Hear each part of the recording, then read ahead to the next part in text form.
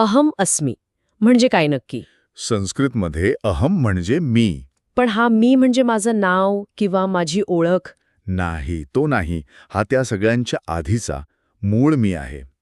आणि अस्मी म्हणजे आहे. ओके. तर अहम अस्मी म्हणजे मी आहे.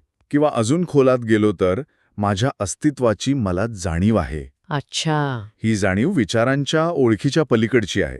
म्हणजे मी लेखक आहे, मी आई आहे, मी आनंदी आहे.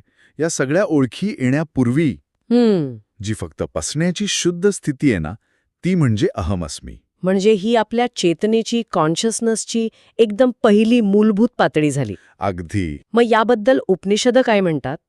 हा फक्त एक विचार आहे की त्याहून काहीतरी खोल आहे? उपनिषद सांगतात की हा केवळ मानसिक विचार नाहीये. अच्छा. ही आपल्या बुद्धीमध्ये प्रतिबिंबित होणारा आत्म्याचा, आपल्या खऱ्या स्वरूपाचा प्रकाश आहे.